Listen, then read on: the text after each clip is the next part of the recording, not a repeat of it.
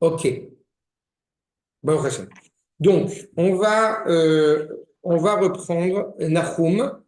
Nahum, donc, deuxième chapitre. On est effectivement à la moitié du chapitre 2. Notre objectif, c'est, Bezrat Hashem, de terminer, je l'espère, la semaine prochaine ou la semaine d'après Nahum, puisque c'est un livre qui est composé de 3 chapitres, pour après poursuivre, encore une fois, sur mon objectif, sur Havakouk, qu'on avait un petit peu étudié il y a quelques années, et de reprendre ça comme, selon cette méthode, évidemment, de faire à la Seder. Alors, vous vous rappelez évidemment de cet empire qui justifie le fait, n'est-ce pas, que, eh bien, être totalement détruit. Nous avions expliqué le rapport avec, évidemment, Yerushalayim, tout ce que ça implique derrière. Et je voudrais poursuivre avec les versets que vous avez devant les yeux. Verset Zain, Sha'arei Aneharot, Niftechu, Ve'aechal Namog. Enfin, Sha'arei Aneharot. On est dans quel pérec là, dans quel... Perek Bet de Sefer Nahum. Le début, les premiers versets. D'accord, numéro? Je crois que j'ai pas de feuille. Ah oui, c'est pas la bonne feuille. J'ai plus de ça. Merci. Si c'est pas la bonne feuille, ça marche pas. Ça preuve que je suis quand même. D'accord, ouais. Ok. Donc, on est effectivement sur Sha'arei Aneharot, Niftechu, Ve'echal Namog. Je répète encore une fois, prenez la traduction purement littérale. Les portes des fleuves se sont ouvertes et l'autel, AUTEL, est en train de fondre. Traduction vraiment littérale, pour l'instant, on essaie de comprendre, de voir ce qui est écrit, comme on dit, devant les yeux. Utsav Gulta et Alta Ve'amotea, c'est servante, Menhagot Kekol Yonim, Metofefim Alevavehen. Nous avons les servantes, justement, qui se comportent avec la voix des colombes, frappant, encore une fois, frappant sur leur cœur. Vraiment, purement littéral, pour l'instant, je ne rentre pas dans les détails, mais on va évidemment plus y pénétrer. Veninve, que virkat maim miemei, veema nassim amdu ve'en mafne. On rappelle de Ninvé, cette ville qui était profondément abondante, et la preuve, c'est qu'elle avait justement des cours d'eau, elle avait beaucoup d'eau en elle, et puis désormais, eh bien, il fuit et il n'y a personne, aucun endroit vers qui se tourner apparemment, puisqu'il n'y a plus cette eau qui était bienveillante. Bazou chesef, bazou zahav, ils méprisent l'argent, méprisent l'or, en ketzelet chuna, il n'y a pas de finalité, il n'y a pas de fin à tout cela. Kavod mikol klei chemda, il n'y a même pas de reconnaissance de valeur à tous ces objets de valeur. Ils ont détruit l'or, détruit l'argent. Pourquoi? Pour détruire cet or et cet argent, sans même en tirer profit. Il semble être dit ici. Bouka, ou mevuka, ou mevulaka, 3 termes qu'il va falloir essayer d'expliquer. On pense au raisin, qui est vidé de sa substance, c'est bouka, bokek. Mevulaka, bon, on va voir évidemment ce que ça implique. Velev names, ce cœur qu'ils font, ou fak birkaim, les genoux qui tremblent, justement, ils n'en sortent pas de la valeur. Vechalchala, bechol motnaim, encore une fois, on tremble au niveau du bassin, il n'y a pas de stabilité, il n'y a plus de stabilité. Ufne chulam, kitsu peru. Et on va essayer de comprendre que ça signifie effectivement le visage de tout ce qui semble-t-il, est, comment dirais-je, avec couleur suif. Ça, c'est le sens obvi. Donc, reprenons sur évidemment ces portes, ces portails qui se sont ouverts. On se rappelle que quand le monde a été façonné, évidemment, il y avait 4 fleuves qui passaient. 4 fleuves comprenaient 4 dimensions culturelles qui sont essentielles au monde et qui permettent au monde de se construire et d'avancer, encore une fois, vers sa destinée. Nineveh est habilité à cela. Dans le Kurdistan, il y avait ce fleuve qui éventuellement peut amener de grandes choses. Seulement, évidemment, il y a, comme on dit, si les portes de ces fleuves sont ouvertes, ça a permis à ces fleuves de rentrer et donc quelque part de détruire tout ce qu'il y avait à l'intérieur. Le dit le Rav David Kimchim, accord numéro 1, Sha'arei Neharot niftechu, Sha'arei Medina, ayotzim Neharot. À quoi servent les fleuves? Les fleuves servent par essence à être, j'ai envie de dire, un terrain de passage entre deux réalités. Quand on va faire du commerce maritime, c'est qu'on a les moyens de faire du commerce maritime. Donc, les portes du pays, les portes de la ville, qui sont naturellement ouvertes vers l'extérieur parce qu'on a énormément de culture et de valeurs à donner, à apporter aux gens. Malheureusement, ces portes ont été cassées. Elles n'ont pas été ouvertes vers l'extérieur. Elles ont en réalité été totalement détruites à cause de leurs méfaits, à cause de leurs impies. C'est ce qu'il nous dit. Niftechu, chez Shavru Anshe Achaï. Ces hommes donc de guerre, ces hommes d'armée, sous-entendu les Babyloniens, ils ont brisé ces portes. Et Kevan chez Niftechu Ashearim Aele, Aechal Amelech.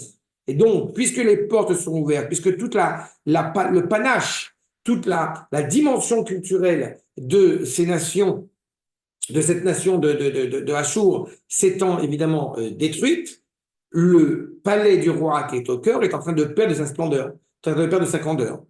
Echal Amelech, chez Oussamour, puisqu'il est à l'entrée évidemment, Namoug Mikoach HaMeholomot, chez Iku Besharim. Gesher Nitrava.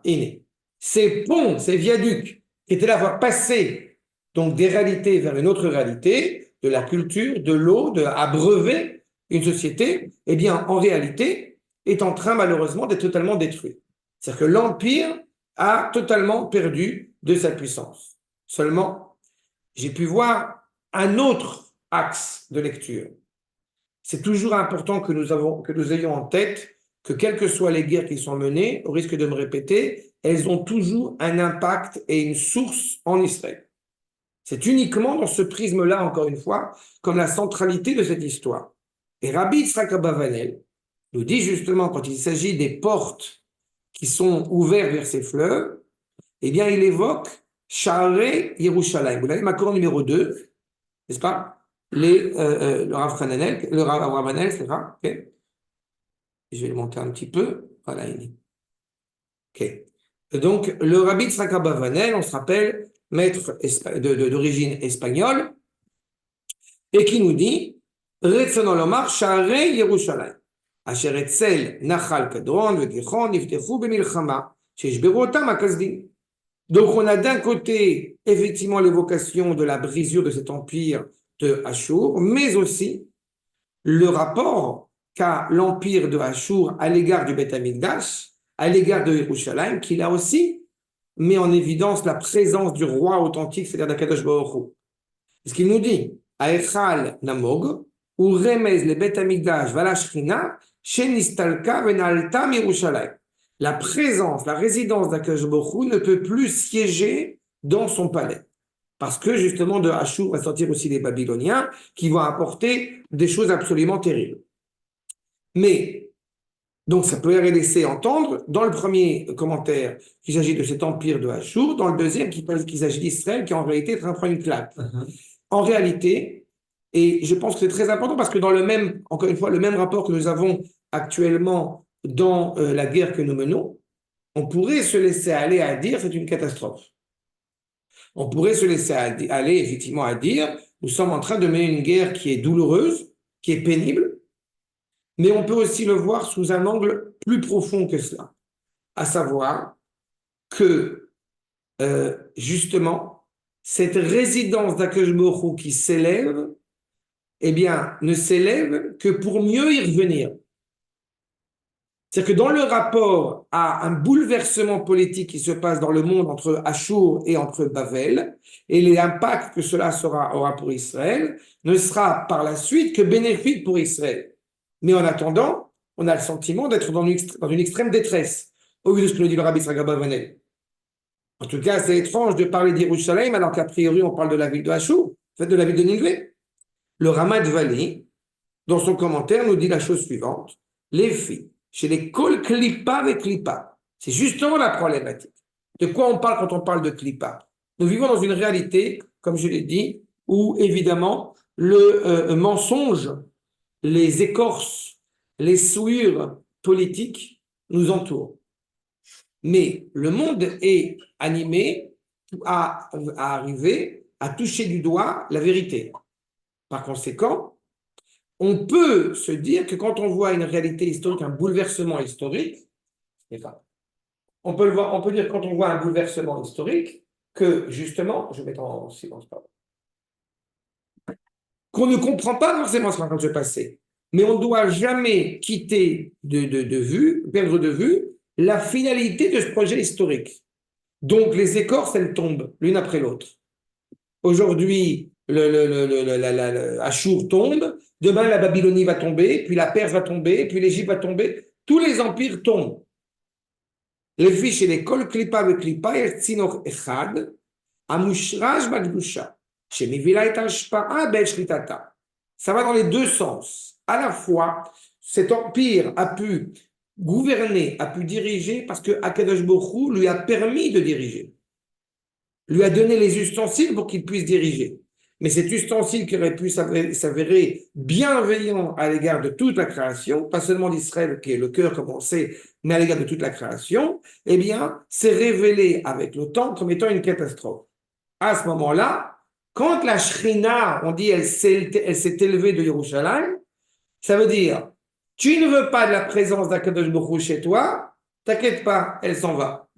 Mais qu'est-ce qui se passe quand la présence d'Akadosh Baruch Hu s'en va? Eh bien, la fleur est flétrée. Tu ne veux pas être attaché à la vie se détache de toi. Et tout cela ne fait que mettre au goût du jour leur non-capacité à exister. C'est ce que nous dit le Ramat Vali. Tu as pu exister avec autant de puissance, autant de force, uniquement parce que Akadosh Baruch Hu t'a donné la possibilité. Aval, Bevoek Mapalata. Justement, arrive le moment où tu tombes. On parle de la Ninveke. Nimshach Amshacha chez la Din, Lintosh Velintots, Velavid Velaros. Il est arrivé le moment où, comme on dit, il faut rendre des comptes. Et quand tu rends des comptes, eh bien, en réalité, tu dois être vérifié si tu es en accord avec cette bénédiction qu'on t'a octroyée ou non. Que va dire le Ramat Vali? Achitsonim Noalim. Qui sont ces chitsonim? Qui sont ces forces extérieures? Comme son nom l'indique, chez les Mekoubalim, évidemment, on distingue l'extérieur de l'intérieur, on distingue les goïms d'Israël.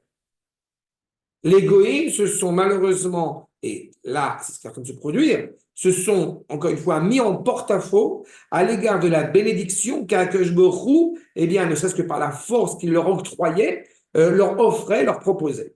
Noalim, il ouvre, lui, sa grande force, vous avez voulu, comme dit la fameuse expression, rira bien qui rira le dernier. Vous n'avez pas su apprécier à sa juste valeur cette chance, ce cadeau, cette opportunité pour parfaire, pour améliorer le monde. Eh bien, la justice va s'avérer évidemment dure, difficile. On ouvre les portes, on ouvre les portes, ce qui se traduit par la destruction de Achour, mais on ouvre les portes pour accueillir la vertu de justice la plus douloureuse et la plus délicate qui soit.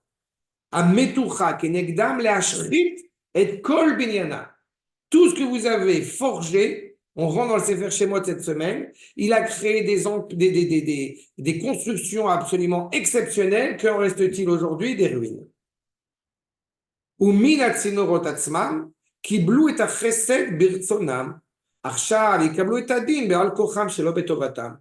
avez accepté la bonté, la bienveillance d'Akadosh Baruch Hu sans vous en montrer méritant, sans avoir œuvré pour accueillir ce chesed. Eh bien, désormais, vous allez accueillir le din, qui est de toute façon toujours pour le bien de la création tout entière, mais évidemment contre leur gré.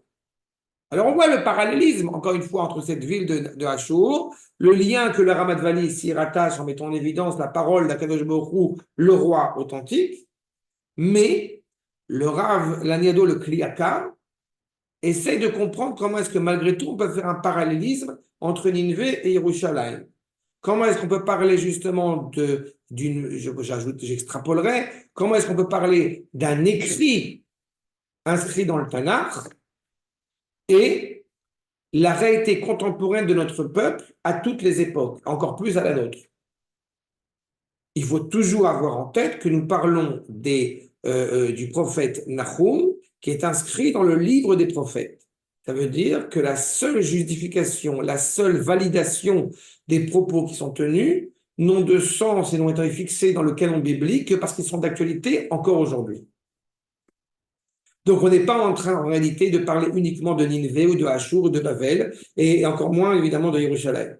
Mais c'est important de l'avoir en tête. Regardez ce que dit le Kriyakar, Makor numéro 4. Pourquoi encore de Yerushalayim, si. Pardon? De Yerushalayim, si. Oui, mais on va voir justement ce que ça implique, cette ambivalence à la fois de parler des nations qui vont en souffrir terriblement et de la place de Yerushalayim dans cette réalité-là. Le Kriyakar. Apsukim medabrim le'atid bemelech HaMashiach. Il n'y a plus de doute. Ce que nous sommes en train de lire est la chute de ces empires, aussi colossaux soient-ils, eh bien, c'est l'expression de ce qui se passera à l'époque messianique. Pourquoi? Le'arot din venekama. Yadin bagoyim male geviot be'esh paladot harechev shel hamelech HaMashiach beyom achinu akol. Ce moment où tous ces empires vont être, j'ai envie de dire, piqués au vif, parce que toute leur richesse, toute leur force, même leur force militaire, est en train de tomber justement à cet événement messianique. On m'a ce Shabbat expliqué qu'il faut bien comprendre que quand le monde s'oppose à Israël, eh bien, ce n'est pas seulement un nous à l'ONU. C'est bien plus que ça. À savoir, vous voulez qu'on vous donne un porte-avions, très bien, mais envoyez de l'essence, envoyez de l'oxygène, envoyez des produits pharmaceutiques à Gaza. Et j'ai répondu, pourquoi est-ce qu'effectivement, eh bien, cette question n'est pas posée dans certaines contrées éthiopiennes, au Rwanda, avec Poutine. Pourquoi Poutine ne se préoccupe pas de ce genre de choses? Et donc, évidemment, parce que Poutine est puissant, parce que, etc., etc. Je ne suis pas certain qu'avec toute la puissance de Poutine, eh bien, nous soyons conscients de cette dépendance que nous avons créée à l'égard des pays qui nous entourent. Ça veut dire que, au-delà de cette pression qui est celle-ci, la vraie question, c'est de savoir où est Israël dans cela. Est-ce que Israël, en tant qu'Israël, de juifs qui se veulent suivre les préceptes de la Torah, à quel point sont-ils conscients de la véracité des propos que nous tenons, que la Torah tient? Ça veut dire que quand on dit, oui, mais tu comprends, aujourd'hui, l'histoire est différente. Mais je crois malheureusement que c'est de mépriser et ne pas saisir les empires auxquels on fait référence ici. Ce sont des empires qui sont exceptionnels, qui sont super importants, qui sont imbattables, et pourtant ils ont été détruits. Comment Israël, avec une peur qui est tout à fait légitime, a priori, comment est-ce qu'il a réussi à dépasser cela? Il a réussi à dépasser cela au vu de l'événement qui est énoncé, qui n'était pas encore produit, au vu de l'événement qui rappelle aux Juifs que, eh bien, on est profondément rattaché à Kadosh Baruch Hu. C'est lui le roi. Tout ce que nous sommes en train de vivre aujourd'hui, et je crois peut-être plus encore maintenant qu'encore ces dernières années, il y a des nuances comme ça, on voit qui évoluent, ne sont là que pour nous renforcer dans l'idée que le Créateur est derrière. Parce que c'est tellement surréaliste de voir les propos qui sont tenus contre Israël, qui, comme d'habitude, ne représentent pas grand-chose sur la carte. Mais toutes les insultes y passent. Et la question qui est posée donc à Israël, c'est est-ce que vous êtes conscient, encore une fois, à quelle époque avons-nous le privilège d'appartenir? C'est ce qu'il est en train de nous dire. Ils se sont enorgueillis, toutes ces nations, de la force qu'ils avaient, et est-ce qu'on est capable de leur tenir tête? C'est ça qui a fait la différence. Ce n'est pas un hasard si le Mashiach, je le rappelle, est appelé aussi Bar Nafli. C'est au moment où on tombe. C'est au moment où on a le sentiment de chuter, qu'à ce moment-là, justement, il y a une force colossale qui se réveille. C'est cette force de cette justice. Poursuit le Kriyakar, Yeba Eshadin, c'est le feu de la justice. Al-Derer She'abroshim, ça s'appelle des êtres que nous avons évoqués, c'est ça. Ces arbres qui étaient, semble-t-il, donc les armes, on avait soulevé, on avait parlé de cela, qui sont a priori des arbres suffisamment puissants et qui sont en train de trembler, dans la forêt. Ils sont en train de trembler. Pourquoi? Parce qu'ils sont secs. Ils vont mourir, mais ils tiennent debout encore. Mais ils sont secs. Secs, c'est-à-dire vides, justement, d'élan vital. Abroshim ayeveshim, nous dit le Rav, em im kolze er'elu vener'edu mipachado. Ils sont imbibés de peur. Ils sont imbibés du poison de la peur qui leur empêche d'agir. O yeder mashal, el agiborim bechutzot ha'ovim. C'est où on parle des réalités, justement, donc, de nous qui avons peur et les ennemis qui sont en face, ou l'inverse. Mais les deux sont vrais. Parce qu'en réalité, eh bien, j'ai presque envie de dire que ça ne va pas l'un sans l'autre. C'est pas? Il faudrait être, comme j'aime le dire avec beaucoup d'humour, on n'est pas dans le bisounours. Ceux qui envisagent que la guerre serait menée avec des ours en peluche et des roses, eh ben, je suis navré pour eux. Mais je pense que derrière cette question, encore une fois, de l'arme, se cache justement la force de notre émouna d'être attaché à Kadosh Baruch Hu. On va entendre ces épées qui se battent. Quand on avait parlé de Ishtak Shekun, Ve Yaziram, et nous dit clairement le verset Ve Yaziram pen ikashlu bemerut satan.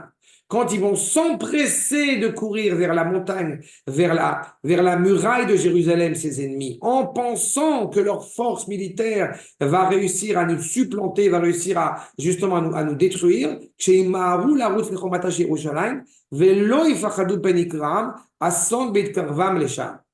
ils pensent qu'ils ont encore une fois tout gagné. Vous savez, il y a eu un soldat qui a été rappelé, comme on dit, qui a été rappelé par Akadosh Baruch Hu, et qui a dit pourquoi il était impressionné de voir que dans chaque maison à Gaza, pour la petite histoire, eh bien, il a vu pas une photo du Rav Kook ni une photo du Beth Amikdash, par contre, il a vu la mosquée. Deux choses que je veux dire. Arel Sharvit, Hashem Yikom Damo. Deux choses que je veux dire. D'abord, il y avait une photo sur, je te laisserai que j'ai vu, d'un char. C'était pas un char, c'était un transport de troupes qui rentrait. Ils avaient le Rav Yorav Abergel. Tu connais le Rav Oui, je connais. Qui a fait le livre que j'étudie sur Balapania. Kolakavod. Ils avaient la photo au grand. Non, Accroché, qui rentrait. Aujourd'hui, là, j'ai vu un soldat qui s'appelle Yannick Shekoun, juif belge, et on parlait, il me disait les tunnels, les machins, il me racontait, on dominait tout Gaza, on était au Colline, et il me dit, il faut rentrer, il faut faire plus, je comprends pas pourquoi on fait pas plus, machin. Je lui dis, mais tu es croyant? Il me dit, oui, je dis, mais je vois pas ta petite cité. Il me dit, ah non, je les mets que quand je rentre. Quand je rentre dans Gaza, voilà, j'ai pensé à toi. N'est-ce pas? Et c'est beau, ça. Voilà, pardon, c'est pour ça. Non, c'est très bien. En tout cas, Arel Sharvit, Hashem Yikom Damo, c'est bien, c'est l'occasion d'évoquer son nom, que je venge sa mort.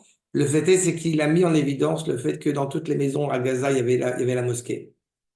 Ils savent exactement pourquoi ils se battent et au nom de quoi ils se battent, et ils sont convaincus qu'ils vont gagner le combat. La vraie question est la nôtre.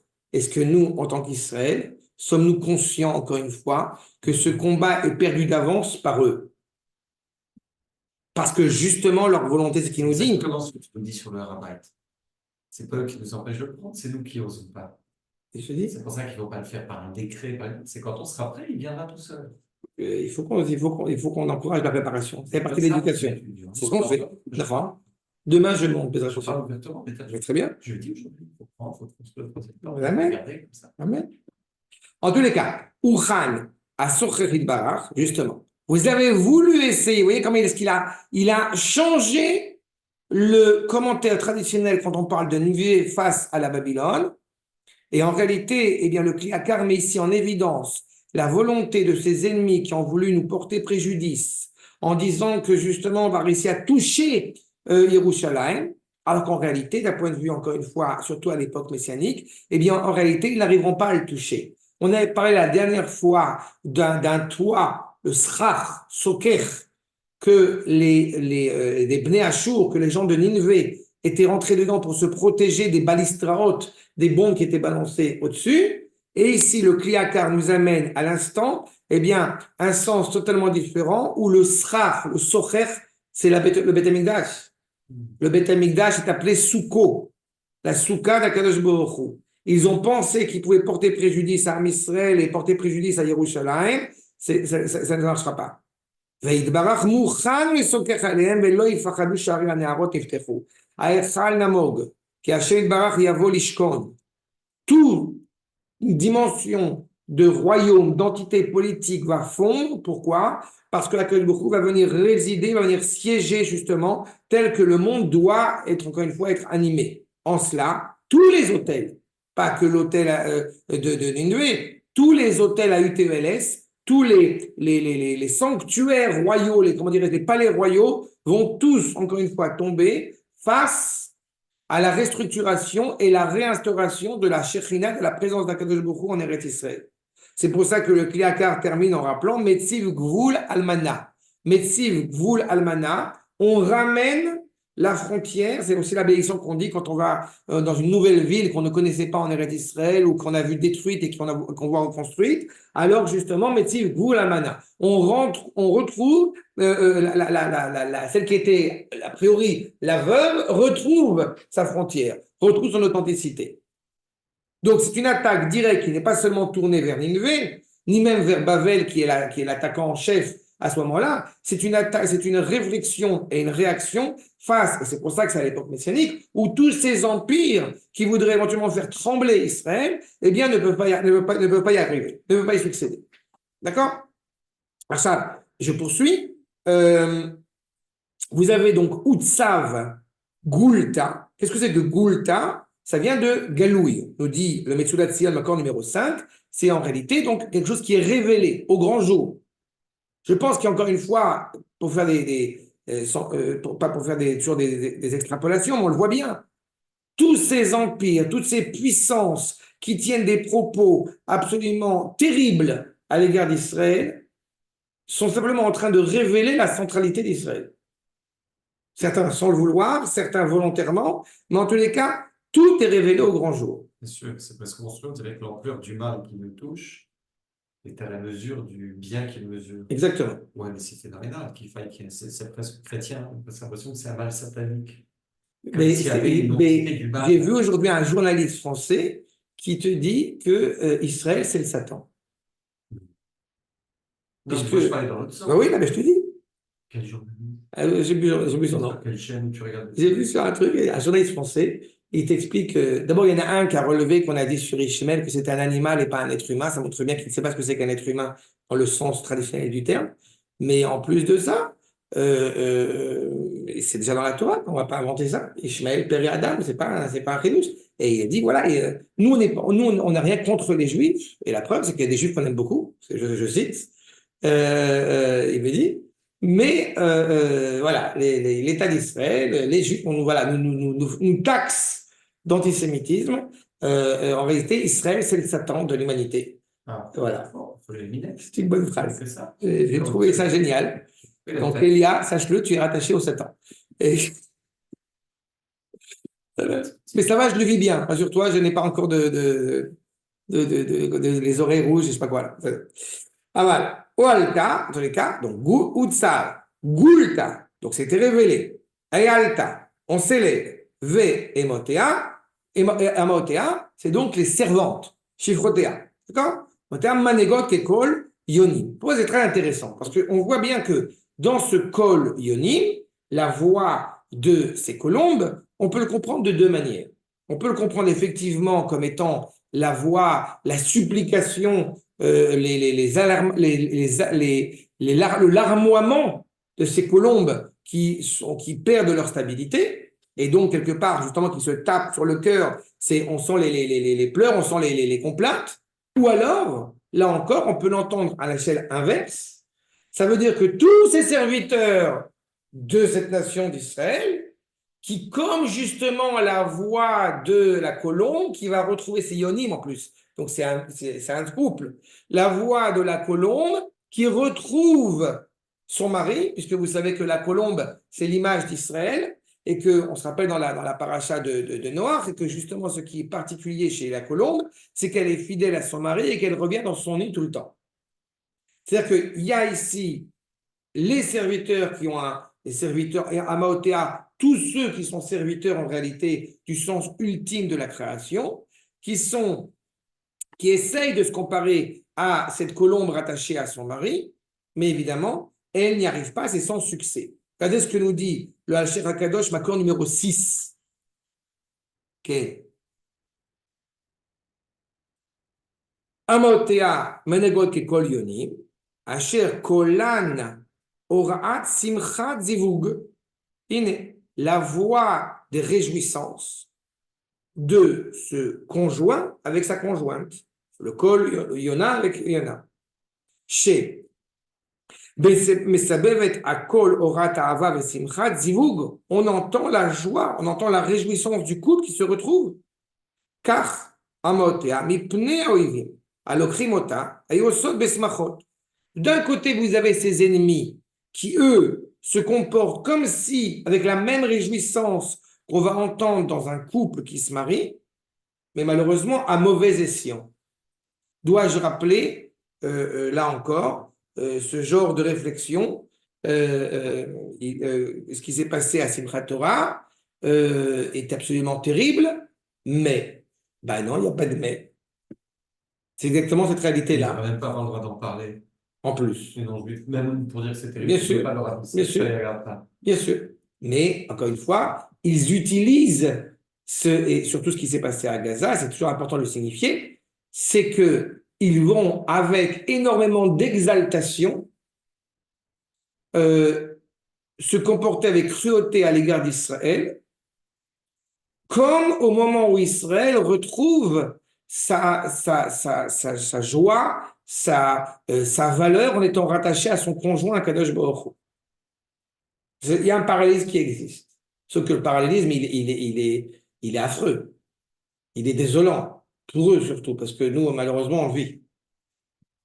Si je devais comment dirais-je, rajouter un point, observer ce qui se passe dans les enterrements des terroristes à Gaza.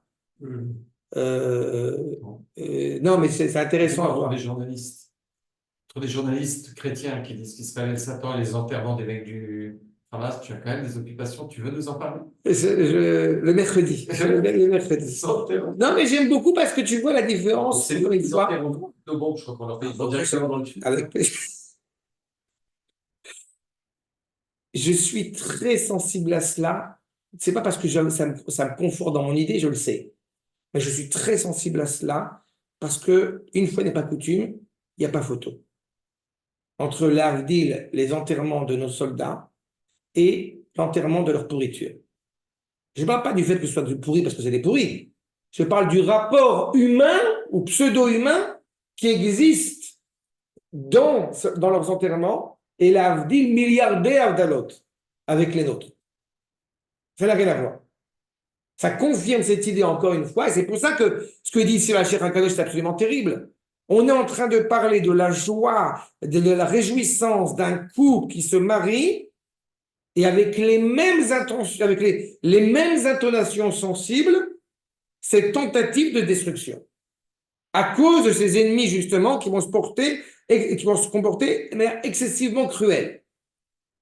Les simchat azivug achadash shel haoyev, le nouveau couple de l'ennemi. Ach mitzad acher, hayu metofefim, velo makot alatov. Cependant, rajoute la Shara Kadosh, on n'a pas dit qu'il prenait des tambourins pour frapper dessus. Il se tape sur le cœur. Kim alevaven, al jvita vechorban beita. Pourquoi se tape-t-il sur le cœur? Nous dit la Shara Kadosh, on parle encore une fois, je lis on est au 15e siècle. Pourquoi se tape-t-il le cœur? À cause de la destruction de leur maison.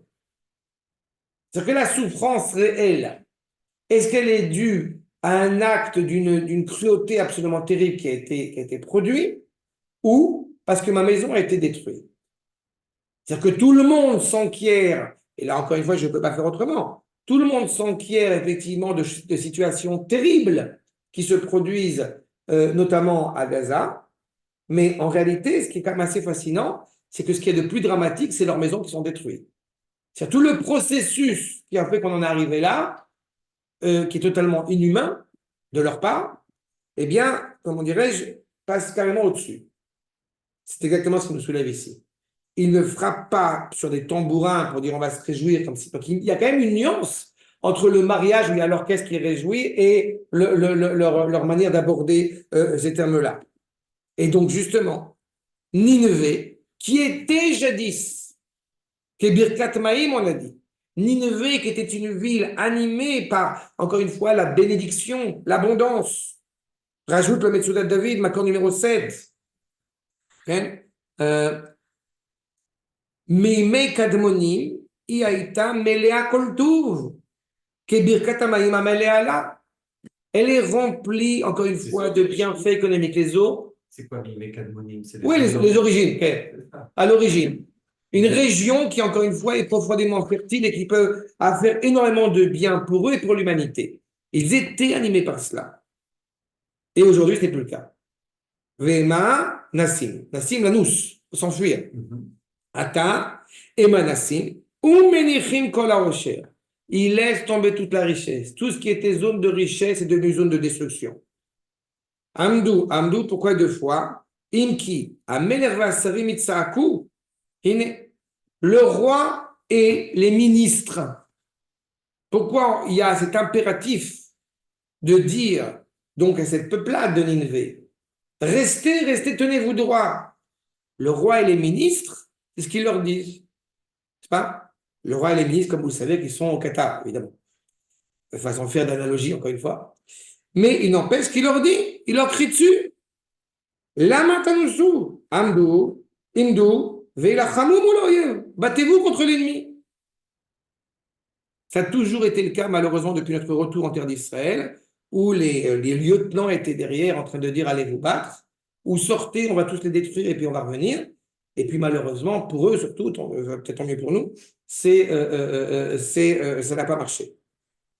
Tenez-vous droit, tenez-vous, allez vous battre, plutôt que de dire non, mais il y a un problème. Ils n'ont pas envie de se battre. Ces Bnei Ashur qui sont totalement détruits parce que l'Empire a perdu de son épine dorsale, encore une fois, n'a plus de sens d'être. Donc ils n'ont plus les hommes, ils n'ont plus la force, ils n'ont plus le moral pour, encore une fois, se battre. Pourquoi? Parce qu'il semble que justement la populace a commencé à comprendre qu'il y a une force surpuissante. Combien de fois j'ai eu l'occasion de rappeler un témoignage d'un chef, d'un lieutenant, d'un haut lieutenant égyptien après la guerre des 6 jours qui dit je ne sais pas ce qui s'est passé, mais c'est clair que Allah était avec vous. Il y a un moment donné, encore une fois, il y a une réalité qui est inévitable et qui est due à leur propre volonté de nous détruire. Regardez le Ramat Vali, Makor numéro 8. Ine, me'achar sheyadanu, she'en HaKadosh Baruch Hu nifra min ha'uma, ad shetemale sa'ata. Encore une fois, HaKadosh Baruch Hu est patient avec toute sa création. Pourquoi avec toute sa création? Pour leur permettre éventuellement de corriger ceux qu'ils ont essayé de mettre en porte-à-faux. Mais HaKadosh Baruch Hu n'est pas ce qu'on appelle, n'est pas vatran, n'annule absolument rien. Tout est inscrit, encore une fois, et la colère d'HaKadosh Baruch Hu gronde. Veu sod rive hashpaot chez Gazla Minakdusha. Toutes ces influences qui étaient positives même sur cet empire, cette nation, qui aurait pu amener énormément de sainteté et de reconnaissance, encore une fois, dans le monde, puisque malheureusement, ils l'ont utilisé à mauvais escient. C'est en cela où, justement, plutôt que de construire, si je dis dans mes mots rapidement, eh bien, en réalité, ils ont totalement détruit. En cela, nous dit le Ramat Vali, on se rappelle que Altikra Maïm et la Torah, ne lit pas l'eau, c'est la Torah, ce liquide qui abreuve justement. Donc c'était empli de cela, de pouvoir ajouter la bénédiction. Melea Maïm, Mikol Mashigazlu, Mikol Mashigazla, Beyamim She'avaru, Be'et Atzlachata. Au moment où ils ont en réalité volé la racine de la bénédiction, plutôt que d'en profiter, plutôt que de s'y attacher, ils ont volé même la recette de leur succès. Donc, on attend, on patiente parce que le Ham Israël peut-être n'est pas à la hauteur de ce qu'on voudrait. Et en fin de compte, Arshar, Achitsonim, les Goïms, en réalité, sortent de cette bénédiction. Velanicham kemochei. Afal pishorim zelazé, imdou. On a beau leur dire, tenez-vous prêts, tenez-vous droit, essayez de vous sauver dans cette optique, encore une fois, de combattre ce din qui s'oppose à eux, cette justice qui se veut véritable. C'est Imdou, Imodou. Imdou, c'est les deux. Non, il n'y a pas écrit Doufendu, il y a écrit Imdou, Imodou. Non. Dans le verset, oui, c'est le même sens. Il y a un vav en plus dans le deuxième. Non, mais il n'y a pas de vav il a pas de vav dans le texte lui-même. C'est en ktiv chaser. Okay. D'accord? Mais imodou, c'est l'assistance d'une phrase générale de se tenir debout, et comme on avait dit, l'impératif de se tenir après concrètement dans le combat. Ils n'ont pas, c'est pas seulement se tenir, comme j'ai envie de dire, extérieurement parlant, on se tient droit, c'est aussi d'avoir l'épine dorsale à l'intérieur. Il n'y a plus la racine, il n'y a plus la force. Encore une fois, on rentre dans ces Shemot. L'Égypte, elle va tomber, elle va être vidée quand on va sortir d'Égypte. Elle ne va pas être vidée seulement économiquement, extérieurement. Elle n'a plus d'épine dorsale. Elle n'a plus rien. Elle n'a plus une sorte d'épine dorsale. Tout est en train de tomber justement parce que la justice l'exige, parce que la justice le demande. Et il n'y aura pas de fin à cela. Vous vous rappelez, on avait évoqué l'idée que l'Otakum Pa'amain, justement, Nineve, elle ne va pas se relever après cet échec. Et jusqu'à aujourd'hui, elle ne s'est pas relevée. Aucune force ne va les soutenir. Tout le monde a fui, tout le monde est parti, tout le monde a, encore une fois, n'aura pas l'audace d'essayer de réparer cet affront parce qu'ils ne peuvent pas le réparer. Parce que leur comportement, encore une fois, et je répète, pas seulement à l'égard du monde, mais d'abord et avant tout à l'égard d'Israël, a été, encore une fois, extrapolé. Et on verra justement que l'argent, l'or, tout cela n'est pas en jeu. Et on voit bien, je me permets de faire encore une fois une analogie, on voit bien qu'en réalité, dans le combat qui nous anime aujourd'hui, il est certain que les Gazaouis, si je peux parler comme ça, ne vont pas gagner le combat. Ils ont déjà tout perdu. Ils ont perdu une discussion possible, et d'ailleurs, peut-être que c'est tant mieux même. Mais l'argent, tout le trésor qu'ils auraient pu exploiter, qu'ils auraient pu emmagasiner, en réalité, les a menés à leur perte. Pourquoi? Parce que leur volonté n'est pas une volonté bienveillante, alors que Dieu sait combien pendant des millénaires, si on accepte l'idée que Akash Borou a étendu son regard sur Ishmaël, aujourd'hui, leur comportement fait qu'ils n'en sont plus dignes de toute façon. C'est un rêve, un rap crétin dans le voisinage d'Israël, tu te rends compte? Le mec, tu vas être sur le toit du monde sans bouger le petit doigt, il s'ouvre aux start-up, des restaurants, des aromates, dans les chiselles. J'ai bien compris. Sans rien. Ils ont mangé ce qu'ils ont récolté. Ils ont eu ça, ils creusent des tunnels. C'est ce qu'on a dit, avec Toda, je fais ce parallèle-là. C'est ce qu'on a vu avec Achour. Un pays puissant, un empire extraordinaire. Eux n'ont même pas cette prétention, évidemment, à Gaza, parce qu'ils ne sont pas capables. Mais l'empire, si je puis dire, de Ishmaël de manière générale, a, encore une fois, la possibilité d'accentuer, d'accroître énormément de bénédictions dans le monde, et il la transforme, encore une fois, en quelque chose d'absolument malsain. Et donc, Akadourou prend son temps, mais à un moment donné, ils tombent. Et ils tomberont définitivement. D'accord? Ça, c'est par rapport à cette région donc, de Achour. On poursuivra Bezrat Hashem la prochaine fois. Makor numéro 9. D'accord? Est-ce que vous êtes avec moi? Oui. Ali Akelabor.